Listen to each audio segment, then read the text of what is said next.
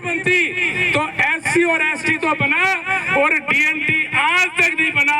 ये लड़ाई डीएनटी की हम इसलिए लड़ रहे हैं। अगर डीएनटी शेड्यूल बनता तो एससी और एसटी के लिए आपके लिए सारी व्यवस्था होती, पर भाइयों डीएनटी शेड्यूल ही नहीं बना। जब इस प्रकार की गलती सरकार की पकड़ी, मैं कह रहा हूं आज जहां से चिंगारी जलाई गई थी आज ही आंदोलन उसी भूमि पे आया है। सबसे पहले जोधपुर के अंदर जो अपना महाकुंभ हुआ, डॉक्टर हरमल जी ने सिर्फ याद दिलाया था कि डीएनटी पॉलिसी के अंदर इन समाजों के लिए अथाह योजनाएं हैं। हम लोगों ने उनका अध्ययन किया, सारी चीज निकाल करके आपके सामने रखी कि ये सारी लड़ाई भेदभाव की है। मेरे सामने गाड़िया लोहार समाज के लोग बैठे हैं। अगर कोई राष्ट्रभक्ति नापे तो सारे मीटर इनकी राष्ट्रभक्ति के आगे छोटे पड़ जाएंगे, छोटे। अरे प्रतिज्ञा करके निकले हुए लोग, अरे प्रतिज्ञा पूरी होगी, अब तो उनका जो है ना प्रतिज्ञा पूरी करा दो। मैं आप लोगों से पूछना चाहता हूँ कि अगर कोई गांव में आदमी मर जाए तो जो पहले मरे उसका दाह संस्कार पहले करते हैं बाद वाले का? आज पूरा देश चिल्ला रहा है कि कश्मीर से पीड़ितों को जो है भगा दिया, अब उनको जो है धारा 370 हटा दी, उनको पुनः कश्मीर में भेजो। अरे ये तो कल की बात है, आप लोगों ने देखा। अरे अब तो चित्तौड़ आजाद है, मेरा ये गाड़िया लोहार को तो चित्तौड़ भेज दो। अरे इनको पहले भेजो, उसके बाद में आप कोई पंडित जी को भेज दो, हमें कोई एतराज नहीं है। पर भाइयों हम लोग डीएनटी के आदमी हैं। अरे इनको 10 को हजारों को मत भेजो, 100 लोगों को तो भेज दो। हर जिला से 5 गाड़ियां लोहार को आप चित्तौड़ में भेज दो, हम मान जाएंगे कि हमारे प्रति आपकी कोई पीड़ा है। पर किसी भी आदमी को इस डीएनटी के प्रति पीड़ा नहीं है, क्योंकि डीएनटी की प्रकृति किसी ने नहीं समझी। ये सारी भेदभाव है। देश आजाद हुआ तो जिन लोगों ने जमीन का किराया दिया, फ्री में जमीन के ऊपर कब्जा करके ले गए, और ये लोग डीएनटी की रहने वाली जातियां सब जंगल आधारित जीवन था इनका। इनको आज फॉरेस्ट में जाने का आज भी किराया देना पड़ रहा है, आज भी इनको जो है किराया देना पड़ रहा है। अरे भाई किसान का माल, अगर जमीन का माल माफ है तो हम चराई क्यों भर रहे हैं? ये हम सरकारों से पूछना चाहते हैं। ये भेदभाव की नीति है। पर इस लड़ाई को कैसे जीता जाए? अब अपन सब कहते हैं कि डीएनटी की जय हो, डीएनटी जिंदाबाद। भाइयों ये डीएनटी का जो मैटर है, ये हार और जीत आपके साथ में है। अगर आप मन में किसी भी प्रकार का भेदभाव रखोगे, अगर किसी भी प्रकार की ऊंच नीच रखोगे, हम ये लड़ाई नहीं लड़ पाएंगे।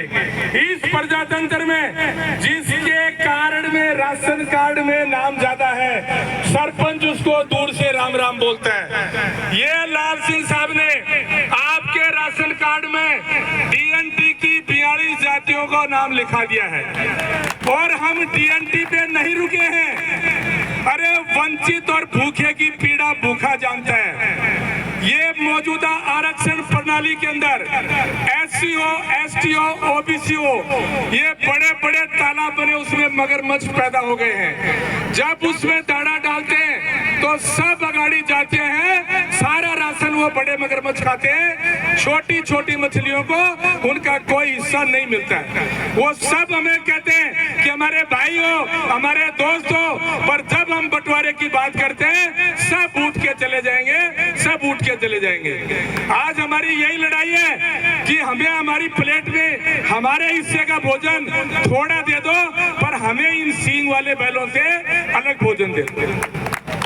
भाइयों लड़ाई यही है। अब हमने इससे बड़ा एक ग्रुप बनाया है, डीएनटी से बड़ा, उसका नाम है दोस्त प्लस। दोस्त प्लस का मतलब है पहला डी, डी का मतलब है डीएनटी, जो आज यहाँ हमारे लोग बैठे हैं। ओ का इसका मतलब है वंचित ओबीसी, जो ओबीसी के भाई भी यहाँ बहुत हैं और जो नहीं है वो लाइव सुन रहे हैं कि ओबीसी के अंदर 2 या 4 सींग वाली जातियां हैं जो एक्चुअली में वो ओबीसी का हिस्सा भी नहीं थी, पर वो रातों रात ओबीसी के बाड़े में घुसी और हमारे खेत को बर्बाद कर दिया, ओबीसी के खेत को बर्बाद कर दिया। हम उनसे निजात पाना चाहते हैं कि हमारा बंटवारा कर दो, आरक्षण का हमारा हिस्सा हमें अलग दे दो। आज वो सारे वंचित समाज, 90 समाज है ओबीसी के वंचित समाज, सारे के सारे समाज लाल सिंह जी के नेतृत्व में आपके राशन कार्ड में नाम लिखाने के लिए तैयार है। ये तो बात ओबीसी की है। एसटी के अंदर आपके पास में भील भाई बैठे हैं, उन्होंने आपकी पीड़ा बता दी, उनके लिए भी हमारा दरवाजा खुला है, क्योंकि उनके आगे भी बड़ा मगरमच्छ है, आज तक इनका एक चपरासी भी नहीं है, इसलिए ये भाई भी आज हमारी स्टेज के ऊपर है। यही हालत एससी की है। हम उन सब लोगों की खिलाफत करते हैं जो हमारा हिस्सा नहीं देता, हम उन सब राजनीतिक पार्टियों की खिलाफत करते हैं। अरे बीजेपी कांग्रेस हमारी लड़ाई नहीं है, जो आदमी हमें हमारे अधिकार नहीं देगा हम उन सब लोगों की खिलाफत करेंगे, हम उन सब लोगों के पुतले जलाएंगे जो लोग हमें अधिकार नहीं देंगे। सब लोग मेरी बात से सहमत हो? पर भाइयों, ये सारी चीजें आपको एक जिले में आकर के, अगर आपके घर में लाल सिंह जी आ जाए या आप लोग 1000 लोग आ जाओ, ये लड़ाई ऐसे नहीं जीती जाएगी। जब तक ये संख्या बल जयपुर में नहीं आएगा, और अगर जयपुर में भी हमारी बात नहीं बनी तो दिल्ली हम नहीं जाएंगे, क्योंकि ये लड़ाई आज एक जिला की नहीं है, ये सरकार सोती रही और हम इस आंदोलन को राज्य से राष्ट्रीय आंदोलन बना दिया है।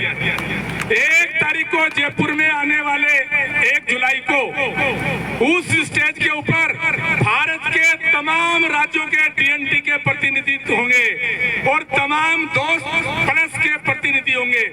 वो तमाम वंचित समाज जिनको इस मौजूदा आरक्षण प्रणाली में कोई लाभ नहीं मिला, वो सब सुधारवादी नीतियों के लिए सब हमारे साथ आए।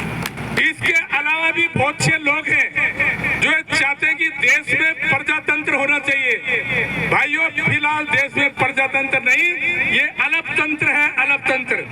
कुछ मजबूत जातियां ये इन प्रकार आपको नशे पैसा दे करके, आपको दारू दे करके, आपको डरा करके आपके वोट लेते हैं, वो मात्र 15% है और 85 लोगों के ऊपर आज तक राज करते आए हैं। हम इस अलपतंत्र को प्रजातंत्र में बदलना चाहते हैं, क्योंकि हमारा संविधान कहता है कि सबको एडेक्वेट रिप्रेजेंटेशन होना चाहिए। जब हमारी राजनीति में भागीदारी होगी, शिक्षा में भागीदारी होगी, नौकरी में भागीदारी होगी, तो आप कभी नहीं बोलोगे कि देखो देखो शेर आया, क्योंकि हर जगह तो आपके लिए शेर खड़ा है। फिर आपके जोश आएगा कि देखो देखो कौन आया, शेर पकड़ने वाला है। अब मैं जोर से बोलूंगा, देखो देखो कौन आया, और आप कहना शेर पकड़ने वाला है। देखो देखो कौन आया, शेर पकड़ने वाला है। देखो देखो कौन आया, शेर पकड़ने वाला है। देखो देखो कौन आया, शेर पकड़ने वाला है। राम राम सर। राम